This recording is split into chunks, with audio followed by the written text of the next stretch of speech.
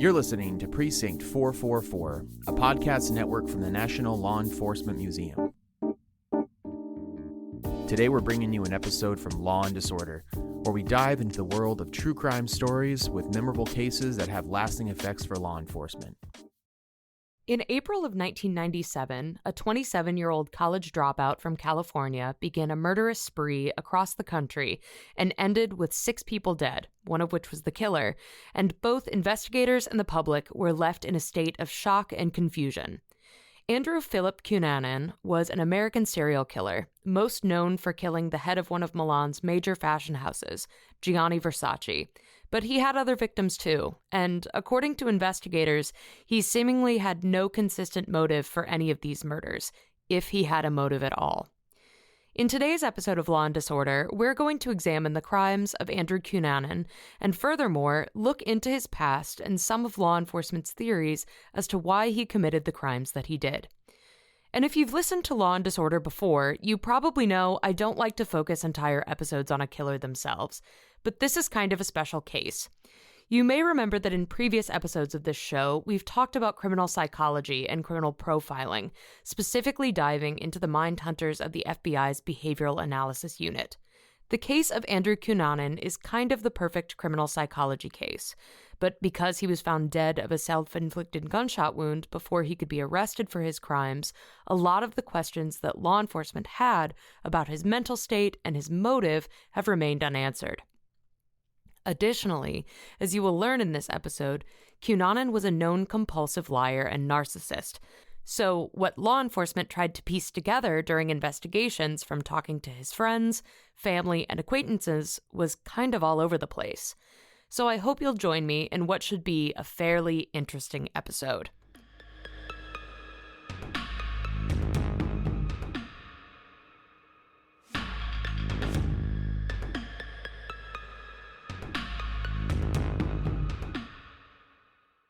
So Andrew Phillip Cunanan was born on August 31st, 1969 in National City, California.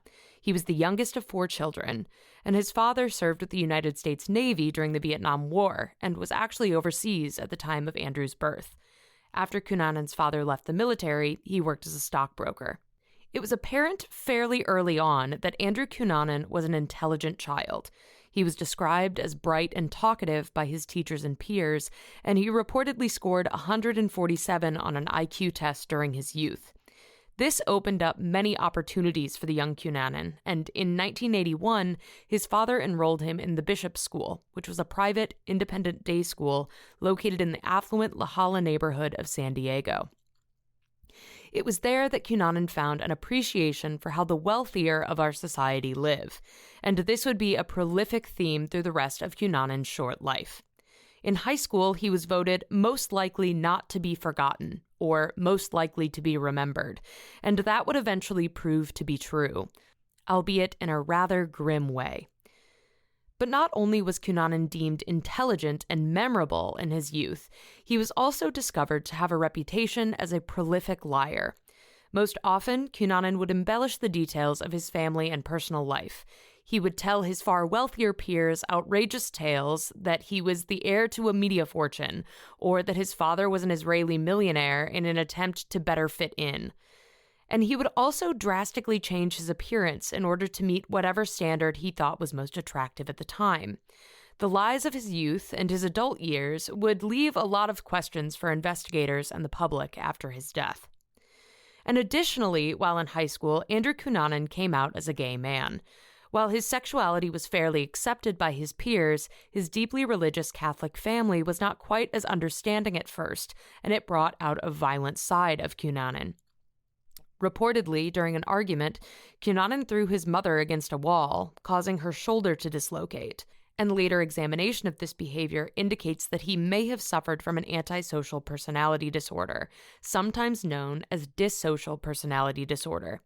This occurs when someone has a limited capacity for empathy and a long-term pattern of disregard for violation of rights of others, and can include symptoms of impulsivity, reckless behavior, a lack of remorse after hurting others, deceitfulness, irresponsibility, and even aggressive behavior. After high school, Cunanan began college at the University of California, San Diego, and he majored in American history. However, he dropped out in 1989 after only a year of classes, and instead of returning to school, Cunanan moved north and settled in the Castro district of San Francisco, which continues to be an epicenter for gay culture. Even before moving to San Francisco, Cunanan was a frequent patron of gay clubs and restaurants and gained a reputation in the scene. Rather than working a regular job, he was notorious for befriending wealthy older men who would bankroll his lifestyle. Cunanan was interested in living a luxurious lifestyle, and his wealthy patrons tended to indulge him. Some of his friends also believed that Cunanan may have been dealing drugs and creating violent pornography on the side for subsequent income. Additionally, Cunanan was known for using various aliases within the gay community, especially with his patrons. These included Andrew De Silva, Drew Cunningham, Kurt Matthew Damaris, and even Lieutenant Commander Andy Cummings. San Diego and San Francisco are known for having a U.S. Navy presence, after all. And even though Cunanan had settled in San Francisco, he often frequented the gay communities in San Diego and even Scottsdale, Arizona, around this same time. And at this time, Andrew Cunanan meets some individuals who would become pivotal characters in his story, manifesting his high school superlative of most likely to be remembered into a rather grim reality. In either 1992 or 1993, while in San Diego, Cunanan meets Navy officer Jeff Trail, who was serving with the USS Gridley. Trail was struggling with his sexuality at the time. He knew that he was gay, but this was about a year or two before President Bill Clinton's Don't Ask, Don't Tell policy went into effect. So the military's formal policy was that homosexuals were forbidden from serving in any branch of the military. Shortly before Trail met Cunanan, he had even been an anonymous guest on a 48 Hours interview where he discussed being closeted in the military.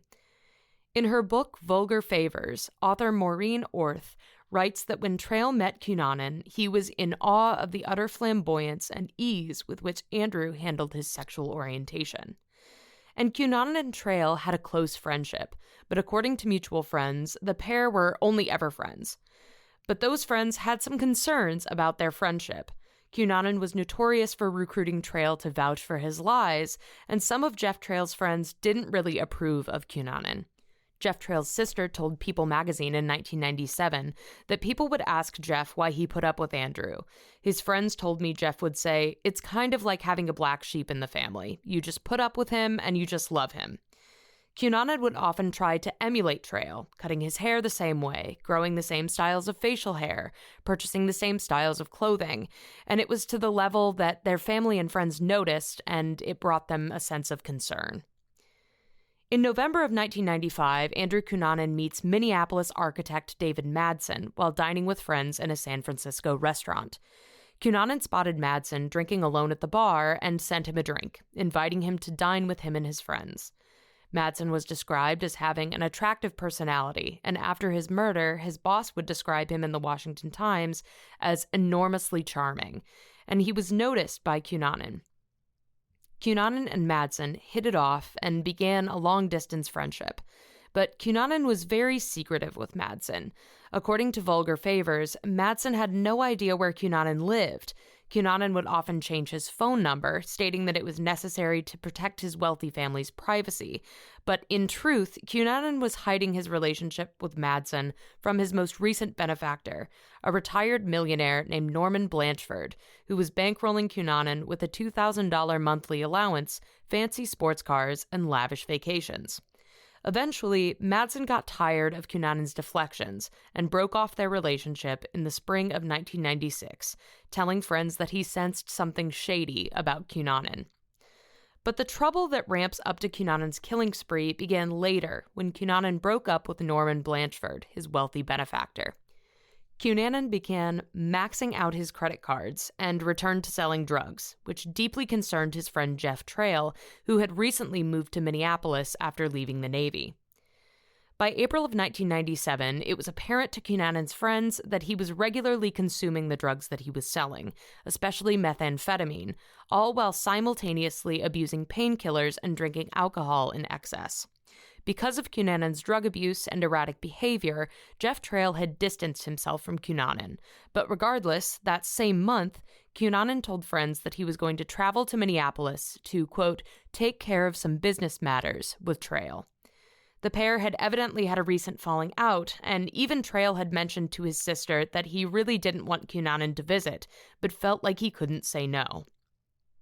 Trail believed Cunanan was going to return to San Francisco after his visit, but Cunanan had other plans and purchased a one-way ticket to Minneapolis. He had maxed out the credit limit on all of his cards and even had to ask the credit company for an extension to afford the ticket. Cunanan arrived in Minneapolis on April 25th of 1997 and arranged to stay with David Madsen, who had become a mutual friend to both him and Jeff Trail. That night, Cunanan and Madsen ate at Nye's restaurant and visited the Gay 90s nightclub in the city. On April 26th, Cunanan stayed in Trail's apartment while he was out of town with his boyfriend, a man named John Hackett. Trail had told Hackett that previous afternoon that he needed to have an important conversation with Cunanan while he was in town. But when Trail and Hackett returned to the apartment on April 27th, Cunanan and his belongings were gone. He had headed back to David Madsen's residence. Trail left for Madsen's apartment shortly after 9 p.m., and he was let into Madsen's apartment around 9:45. Cunanan and Trail had had an argument the day before while at Trail's apartment, and unbeknownst to him, Andrew Cunanan had stolen his gun and taken it back to Madsen's apartment. When Trail arrived at Madsen's apartment, the pair argued, and Cunanan bludgeoned Trail to death with a hammer. Trail received 27 blows to the head and torso, and he was 28 years old. At some point during the attack, it is believed that David Madsen returned home, and Cunanan held Madsen captive for witnessing the attack.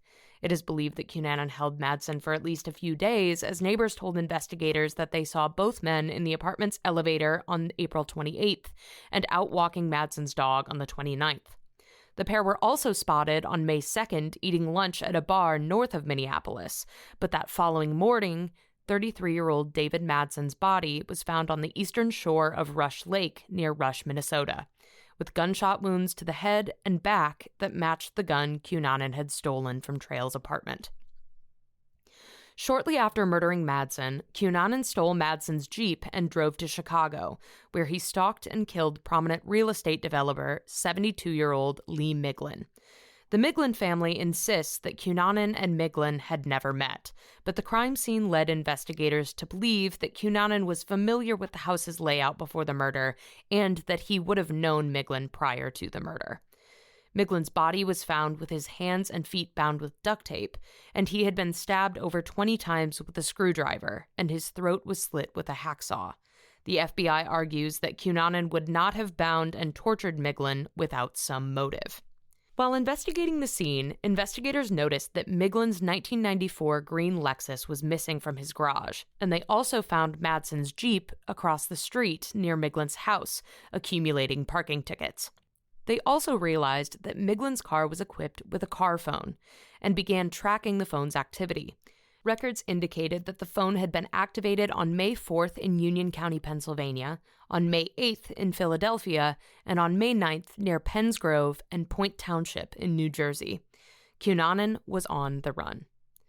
The search for Cunanan was broadcast on the radio, and it's believed that Cunanan heard it. Investigators believe this is why he stopped in Point Township, New Jersey, where he would claim his next victim, William Reese, who was a caretaker of the Finns Point National Cemetery. Investigators believe that Reese was not killed for personal reasons like Cunanan's other victims, but rather for his red 1995 Chevrolet pickup truck. From New Jersey, Cunanan drove to Florida, and on May 12th, he began staying at the Normandy Plaza Hotel in Miami Beach, Florida.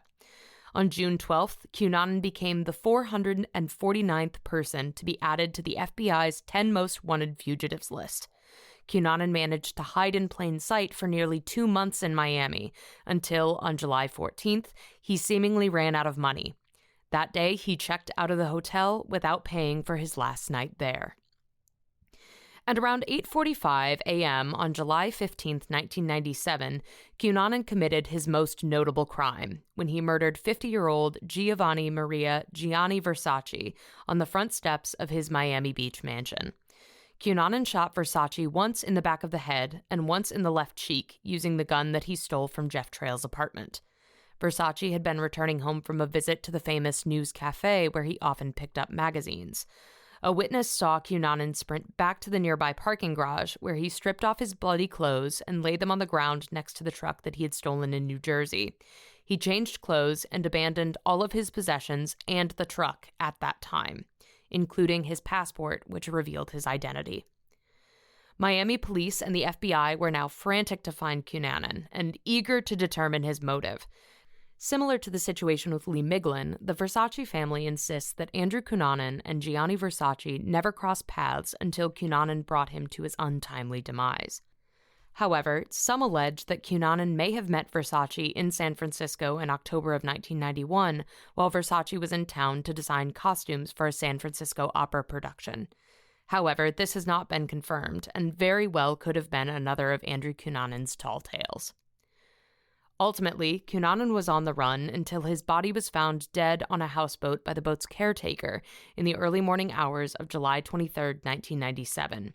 Cunanan had shot himself in the head with the pistol that he stole from Trail and used to murder both David Madsen and Gianni Versace, leaving many around the world with unanswered questions. It's curious how, in the end, Andrew Cunanan lived up to his high school superlative, most likely to be remembered. It makes you wonder if that superlative was chosen for good merits, or rather because of the tall tales he was known to spin, which finally caught up to him in the end. And that's all for today's episode of Law and Disorder. We hope that you've enjoyed this episode, and we'll check out the other episodes in our back catalog. As always, if you find yourself in Washington, D.C., please pay us a visit at 444 East Street Northwest. We hope that you'll stay safe and cool this summer, and we hope to see you soon back at the precinct. Please subscribe to Precinct 444 on your favorite podcasting platform to stay connected and to receive our latest content as soon as it drops. We would love to hear from you. Send in your questions, comments, and feedback to precinct444@nleomf.org. You can help us make our content even better. The National Law Enforcement Museum is located at 444 East Street Northwest in Washington, D.C., and is dedicated to telling the story of American law enforcement. We expand and enrich the relationship between law enforcement and the community through educational journeys, immersive exhibitions, and insightful programs. Find us online at lawenforcementmuseum.org and stay tuned for more podcast content from Precinct 444. Until next time, stay safe. We'll see you at the precinct.